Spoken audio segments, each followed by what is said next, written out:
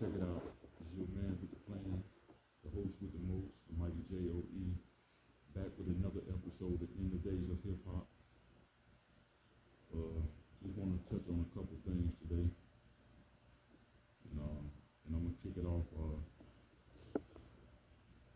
with the subject. Do you think Drake saved hip hop, or at least saved the summer with his new Iceman album? And like I said before, I hadn't got a chance to check it out yet, but so I can't really go too in depth with it with my opinion. But I'm gonna give one anyway.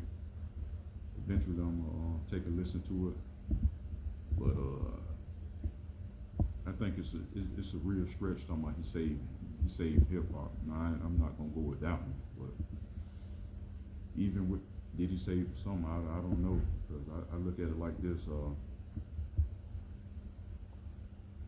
As long as he made a decent album, it was gonna do what it was gonna do. You know what I'm saying? The guy is the biggest. He's the biggest in the game. And regardless of what people may think, that's not his fans. Man, that beef, that battle wasn't gonna destroy him, take him out.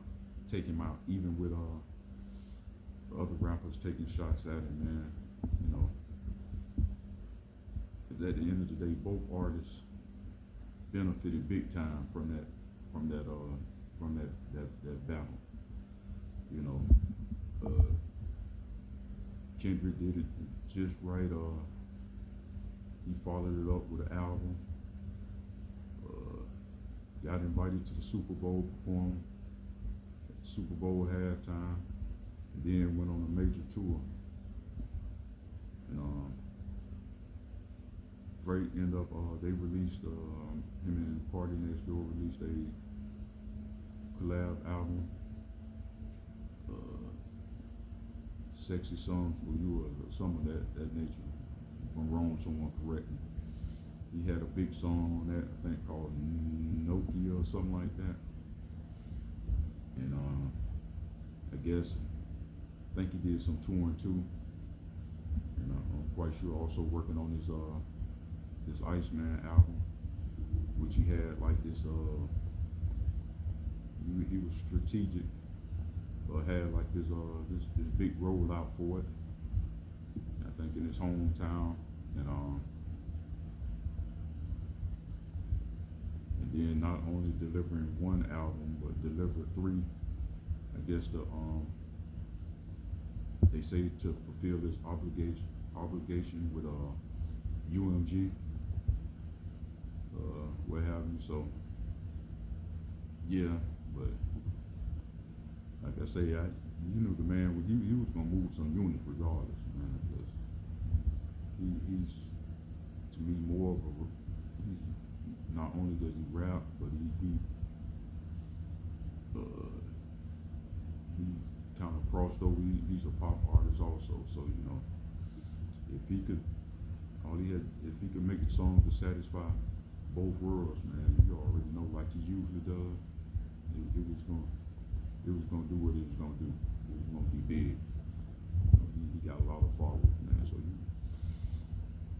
can't kill nobody like that. He's massive, man. Got a big following, you know. So man, that's just that. But me, for as my opinion, for as an artist, I think his best music came around 2013 and 2016, around the time with Nothing Was the Same, and after that, even before that, Take Care, man, he was definitely the man, you know, on everybody he looked out for. He cared a lot of people, I guess you could say. You know, jumped on a lot of people's songs and gave him hits. I think some of them probably would have been hits anyway, but it just, you know, definitely solidified it with him jumping on there. So you know, which I think that was smart of him, because it kind of, if he didn't have an album going on that time, it kept him alive and it kept him in the mix. You know, it kept his name out there. So you know that was that's the thing too about that. That's one reason, in my opinion, why he do things like that too. You know, which is nothing wrong with that. It's like I always say, man, it's like, you know, you stay out of the loop too long, man. It's you afterthought, man. You're not thinking about you no more. It's on to the next. So, and even like with Kendrick, man, like I said, Good Kid, Mad City, that was a certified classic to me. You know what I'm saying? Hands down. To me, that was his best album. You know, I can't even remember. What was the name of his last album? Let me see if I can look it up real quick. I don't know why I keep forgetting. I like that album too with Kunta and If These Walls Could Talk. All right, I remember some of the track listing. I just can't remember the name of it. I think I bought this album too.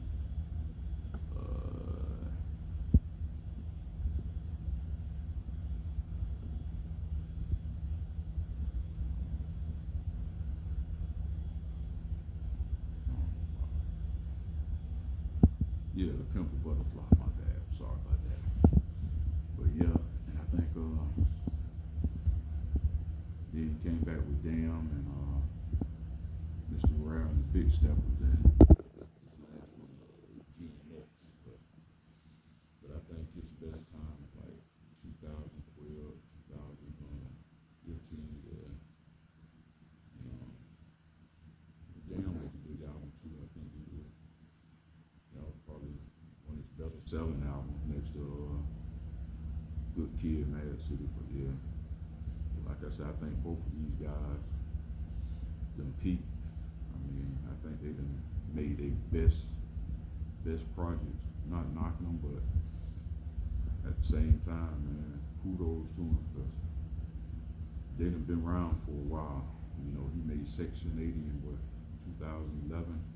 It's 2026. You know, he's still around. You know, lifespan don't usually be that long for a lot of rappers, man. Not at all. Maybe half that time. You can get three. Most of them have maybe 3 good albums. At most 5, but average 3 albums. And after then, it's out of here. Nothing. So, and like I say, J. Cole. But now, man, I think rap, kind of moving on, rap and kind of shifted more into like, I think what shook it up was drill rap type music, Dirks and King Von and you got Kodak Black. I can't say they drill rappers and NBA Youngboy, but you know that type of thing, man. It has its own. They have their own pocket. You know what I'm saying? So, and I think the kids these days, they really feed into that. It's like not like when I was coming up. Gangster rap, you know, it's a way different because you know the guys I listen to, they wouldn't per se out there actually going out there doing they weren't doing those type of crimes. But you got these guys, you got street guys, you know actually these young cats actually going out here doing it, then coming back and rapping about it. You know, telling they past crimes. But it's actually things that actually happen. And to me, that's wild, man. I think that when I was coming up, man, it was just, it was still graphic, but you had to be to catch people's eye or ear. You had to still be lyrical to an extent, with it. But these guys just, they make I guess a nice catchy beat and a hook, and they just basically explaining what they done. No real metaphors or nothing. Just I'm smoking on this person, I'm doing that, I'm this, that, and the third. You know, it's it's crazy, man. It's crazy. It's wild. But this what these kids like these days, man. I don't get it, but I don't supposed to. I'm supposed to get it, so it's not my thing, I'm an old head, you know what I'm saying? So grew up in the days of Run DMC, Houdini, and LL, and in the '90s, Wu-Tang, NWA was '80s, Too Short, Ghetto Boys, Wu-Tang, Tupac, Biggie, DMX, Jay-Z, and so on and so forth. But hey, it's not meant for me to understand it or even like it, but I respect them. If they out here making money and making a way to provide for themselves and their family, But so with me, that's I have no real dog in the fight on what they saying and all that. If it's not my cup of tea, I don't listen to it. You know what I'm saying? I don't get into it. I don't even try to. But yeah. But I think it's a big difference. I think also just comparing today with yesterday, it's not. I don't think it's creative. You don't have to be as you did way back when, because it's like I say, you have a catchy hook, nice beat, man. They just go from there, man. Just like to take Young Miami with his I think it's called Spin That, and it's really nothing to it, but it's real catchy hook, beat, and the shit just took off. Put her back in the game, but she was pretty much done, man. She was running around with Puff and had her own show. When Puff went to jail, the show stopped. She had to try to get back to it some way, and somebody helped her. And they gave her a song, man, and just like that, So this saying here holds true for artists, man. It does have some truth to it. It's like you're always one hit away. You know what I'm saying? You're always one hit away. So if you able to catch that wave, man, you better ride it to the best of your ability. And that's real talk, man. But like I say, man, I just wanted to touch on one or two little things, and I'll definitely be back with you later on with something. Till then, man, peace.